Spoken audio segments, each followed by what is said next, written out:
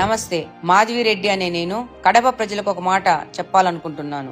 మీరు నాపై ఉంచిన నమ్మకాన్ని నిలబెట్టుకోవడానికి మన కడప స్వచ్ఛ కడప అనే లక్ష్యంతో ముందుకు వెళ్తున్నాము. కడపలో పారిశుద్ధ్య సమస్యలకు శాశ్వత పరిష్కారం చూపిస్తూ మన కడపను మరింత పరిశుభ్రమైన నగరంగా తీర్చిదిద్దాలని పనిచేస్తున్నాం. ఈ యొక్క లక్ష్యాలను చేరాలంటే నగరంలోని ప్రజలందరూ కూడా వాళ్ళ వంతు సాయం చేస్తేనే మనము దీన్ని సాధించగలుగుతాము.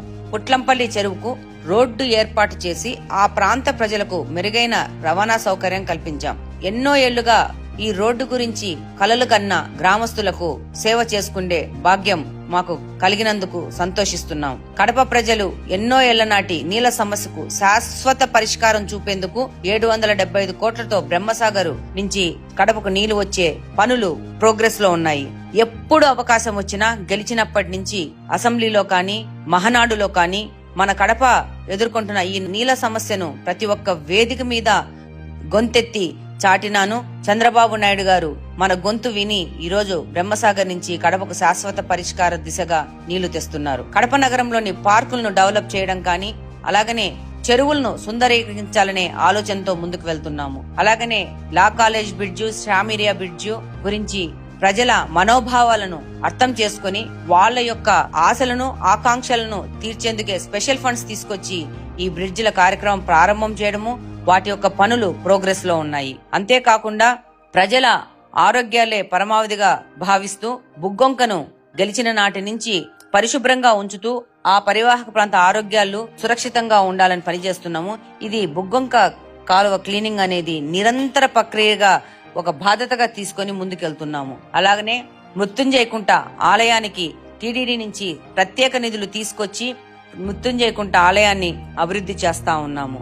అలాగనే కడపకు 132 kV సబ్ స్టేషన్ ని శాంక్షన్ చేయించుకోవడం జరిగింది. ఆంధ్రప్రదేశ్ లో 2 సబ్ స్టేషన్ కు శాంక్షన్ జరిగితే అందులో మన కడపకు దీన్ని తీసుకురావడంలో మన నాయకుడు శ్రీనివాసరెడ్డి గారు సఫలీకృతమయ్యారు. ఎంతో మంది పేదలు, బలుగు బలహీన వర్గాలు సీఎం రిలీఫ్ ఫండ్లు ఇవ్వడం ద్వారా వారికి తోడుగా ఉంటున్నాము. ఎవరైనా కానీ ఏ క్షణాన వచ్చినా కూడా వాళ్లకు సీఎం రిలీఫ్ ఫండ్ ఇవ్వడంలో ముందు వరుసలో ఉండి ఎప్పుడూ వాళ్ళ సేవలు అంకితమై ఉన్నాము. అలాగనే కడప నగరాన్ని నిఘా నేత్రంలో ఉంచడానికి ప్రజల సహాయంతో, వారి విరాళాలతో, అలాగనే ప్రభుత్వ సహాయంతో నగరంలో మొత్తము సీసీ కెమెరాలు ఏర్పాటు చేసే విధంగా పనిచేస్తున్నాము. దగ్గరలో ఆ కార్యక్రమం కూడా పూర్తి చేయబోతున్నాము. అలాగనే స్టార్టప్ కడపని పూర్తి చేశాము.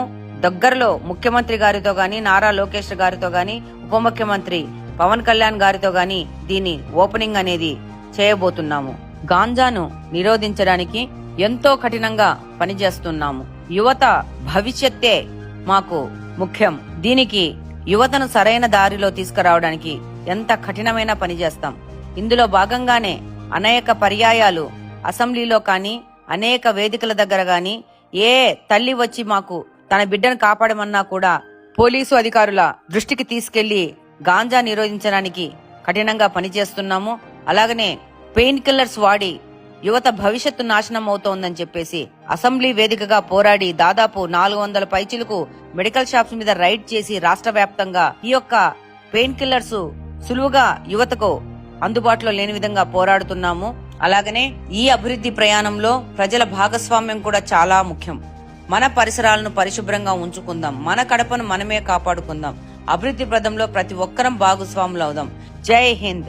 కడప నియోజకవర్గ ప్రజలందరికీ 80వ స్వాతంత్ర దినోత్సవ శుభాకాంక్షలు తెలియజేసుకుంటున్నాము. మీ రెడ్డప్ప గారి మాధవి.